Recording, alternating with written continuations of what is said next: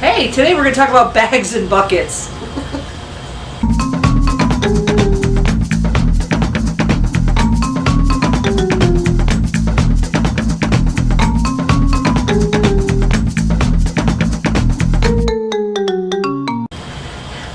Hey. Hi. Today we're going to talk a little bit about the differences when you're moving or transporting fish or any of that fun stuff. Moving them from one into the other, or getting them home from the fish store or something like that. Bags versus buckets, basically. Right. So we're going to talk a little bit about that today. Yeah, we'll start by explaining what we mean by bags and buckets.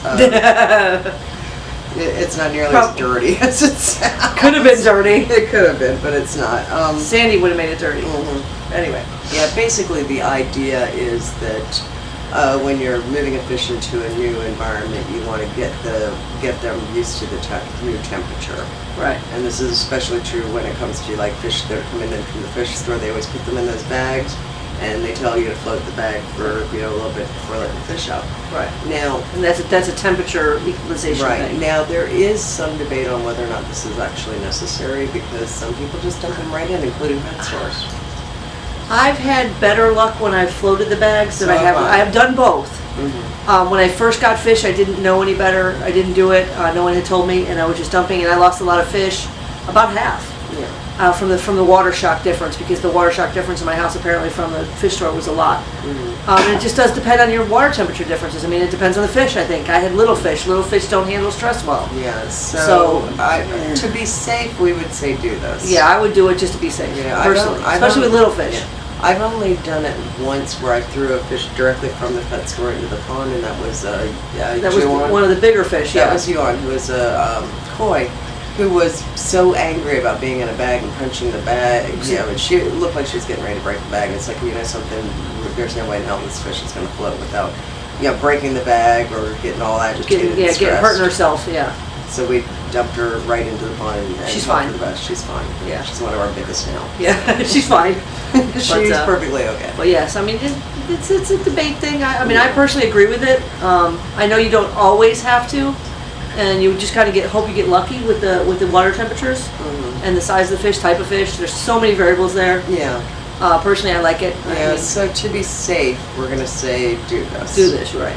But then there are the times when you have the larger fish, or you're at home and you don't have a bag, and you have to move your fish. Yeah. And that's when the bucket method happens. And we're going to explain both of them. We'll Right. start with the bags because that's the most common. Right. And then we'll go into the bucket and tell you how we do that. And then you can decide for yourself what's going to be easier for you. Well, again, sometimes you don't have a choice to use the bucket. But again, I mean, sometimes it's a size thing. Sometimes some of those bags aren't big enough. I don't think some of our fish would fit in the bags anymore. Well, I mean, you can use garbage bags, but I've seen garbage bags used. And you can get 2-gallon bags because we got now those. She's being petty. Yeah. People. Well, you can. I'm just saying. Yeah, no one's going to buy a 2-gallon bag when you can use a bucket. It works just as well. It'll take a little bit more time consuming. Yeah. I guess maybe that might be worth it for the bag. I guess, but I personally would not buy a 2-gallon bag. Well, let's start with the bags. Okay. Okay. Especially if you're getting your fish from a pet store that comes in a bag. Always comes in a bag. Now, there is something else about using pet store water that I will get into in a minute. But the idea is you float the bag in your aquarium. And you do it for about 10, 15 minutes. 15 to 20 minutes, anywhere from 10 to 20 minutes, Yeah, 10 to 20 minutes. Yeah. You don't want to go too long because again, there's limited air in there, Yeah. and they do need air circulation. So you don't want to do it too long. Because I have had a fish where I got it from the pet store, but I was so far away from my house that something happened. There was an accident on the interstate that by the time I got home, I literally dumped the fish right in the tank because I was like, they're going to die if I don't get them some air. So I have done it. So right. So basically, when you buy a fish, you want to try to get it to the tank as quickly as possible. To and from, yeah. But so you let the bag float in there for 10 to 20 minutes. Yeah. And then what most people do is just cut that bitch open and just dump the water into the tank with the fish. Now I'm guilty of doing this. I've done it. Everybody has, yeah. And if you haven't done it, I'm pretty sure you're either much more OCD than me or you're lying. Yeah. But there is a reason why this is not a good idea. Right. And that is because depending on the type of pet store you go into, whether or not they have a tanks that all share the same water and whatnot, which means if there's any diseased fish in there, that water is tainted.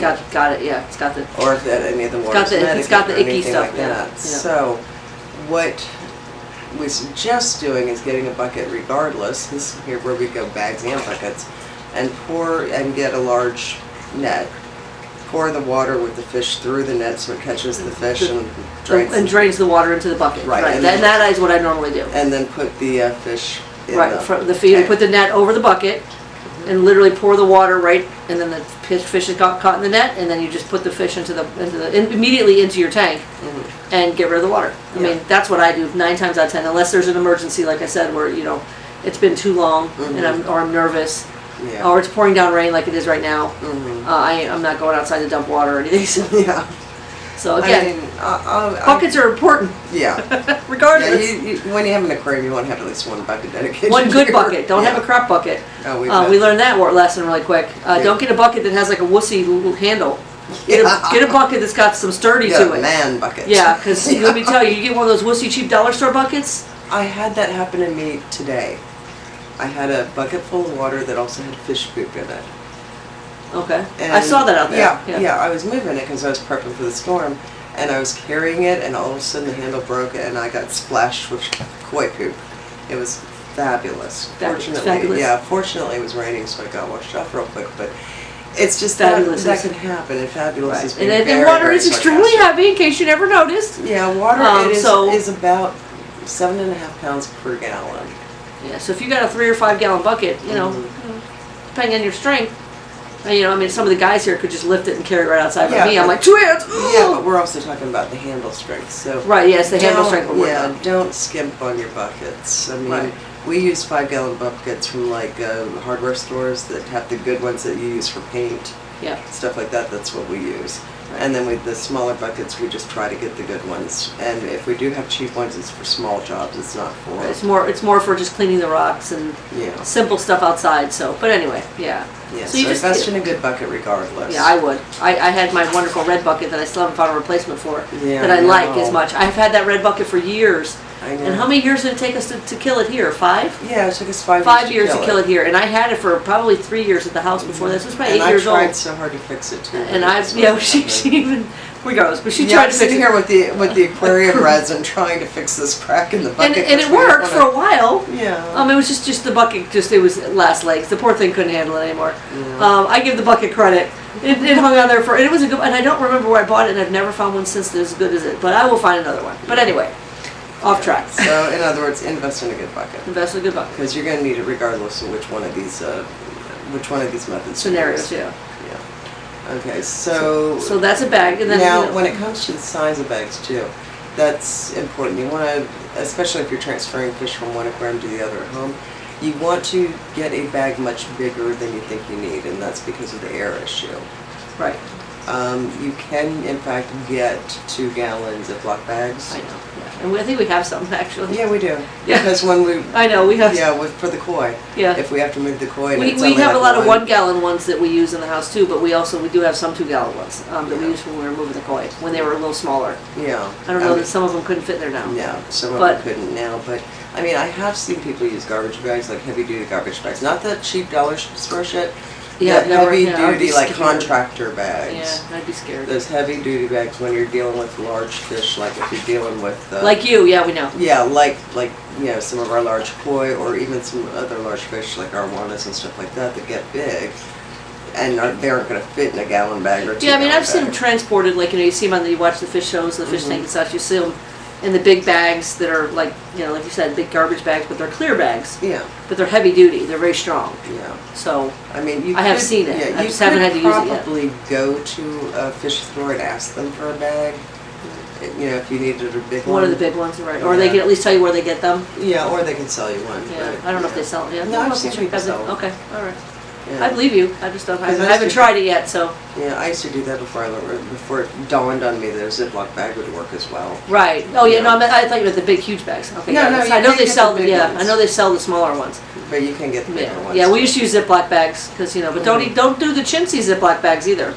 Yeah. That was a mistake. The seal wouldn't close and the fish just slid right out. Yeah. Trust us, we've been there. Yeah, you want to use good heavy use duty. use the ones that have like the actual zip or the strong. Right. You know it's not going anywhere. Right. Been there, done that. Got the T-shirt. Well, we've got this wonderful video, and I'll show it. This was before we figured that the bucket method was better when you're dealing with a lot of fish, and we were transporting a bunch of goldfish to one of the ponds. And I think we had like 24 goldfish, and we had them all individually bagged in their own Ziploc bags. Yes, we did. Yeah, we have since figured out that using a bucket when you're transporting a lot of fish like that is probably easier and easier. Yeah. But we haven't even explained how to transport a bucket because it's a little different than a bag. Right. Once you put them in the bucket, so there is a difference there. And on to buckets. So when you're transporting large fish or large quantities of fish, buckets are very convenient. Or if there's an emergency, a bucket's a lot faster to find around here anyway, than a bag. Yeah. Now keep in mind when we say buckets, this doesn't necessarily just mean the standard big bucket, handle. right? We're also talking like heavy duty totes. Yeah, we've used totes. You've seen us use those. If there's an emergency and we need to get like the smaller fish out, we've used the pitchers, the things you drink, you pour your drink. We've used those for emergencies, just for the to transport. Well, I use those for plecos. For plecos, right? Which reminds me, there's some fish you can't bag, like common plecos. Yeah, you can't bag. Yeah, you can't bag pleco. That's not a good idea either. Yeah, we learned that once. But so the buckets, like I said, we keep a couple different sizes around. We use totes for emergency. We've done it all. Yeah, I mean we use kiddie pools for emergencies. Yeah, but I mean to transport, we have the buckets, the totes. The totes. I'm sure we have video somewhere of us transporting the fish in the totes. Yeah, we do. But let's talk about we're going to talk about how we safely integrate them. Yes. Okay, so you get the water from the existing pond or tank or wherever the fish is coming from, and put as much of it as you can into that tote safely. And you still have obviously leave space for air and all that. And then you catch the crazy fish. It's never as easy as it sounds. And hopefully by then you've lowered the water down enough that you can catch the fish relatively easy. Right. Which isn't always the way. Which always isn't the way. And then you put them in the bucket. Well, now you've transported them carefully. You've got your air bubbler. If you're moving them, we've done that. Or we put air bubblers in the tanks or the buckets or totes, and so they had air to breathe while we were transporting them back and forth. Yeah. We've done it all. If it's a short trip, like in your house or from one pond to another, you don't need to do that part. But you do need to change out the water. You need to acclimatize the water. And again, like you were saying, some people don't even bother; they just dump. Yeah. And this, in this case, the stress, I think of the larger fish being moved like that, I would definitely do the slower. Yeah, and it also depends on the fish. Like some large fish are actually a little bit more fragile than others. Like koi are pretty hardy, but talk about like discus and stuff like that, where it's stress out the fish. Right. So what you do then is you get to the new tank or new area, and you take some of the water out of the bucket, not a lot, a couple cups at a time, what we usually do, couple cups, dump it, take a couple of cups of the new water and put it in there, wait a few minutes, repeat, rinse and repeat, quite a few times. Basically, the same theory is like, when you draw a bath and it's too hot and you add cold water to it to cool it down, that's the same concept. Yeah, and what we use is our arms to kind of see the difference in the temperatures, to see our hands. We'll stick as long as it's not a deadly fish, I guess. If you're removing a deadly fish, you may not want to do that part. Yeah, you might want to use something that can bite your finger off, maybe not a good idea. Yeah, you might want to use a digital thermometer for that, but normally we can touch test it. Yeah, just to kind of see if the water, then give it a few minutes more, and then we usually will grab the fish out of there with a net if we can. We have dumped the buckets, but some of them are too big to dump. Yeah. But usually we try to grab the fish with a big net and move them, water to water. But it takes a little longer. Yeah. I think we would have to use for the roadfish. I think we would have to use bags because they would be climbing out of the bucket. Well, I've used a bucket with them, and you're absolutely right. They do climb. Oh, you have to keep an eye on it. It takes two people. Little fuckers are crazy. Yeah, it takes two people to do roadfish with a bucket because you have to have one that's catching them and the other one is keeping an eye on the bucket. Yeah, because they are little escape artists and they will leave. Yeah. They're like, oh, cool, let's go riding, let's go checking this out. Yeah. I can't even imagine. I can see it. I'm just like, oh, no, those are going to need bags. Yeah. No, I've actually. There are certain instances. Yeah, I have actually tried the bucket method with the roadfish, and that is always fun because they're like, oh, well, we don't need the tank. We're just going to go raid your kitchen. Yeah. Because they do breathe air, so you got to kind of be aware of what type of fish you're moving too.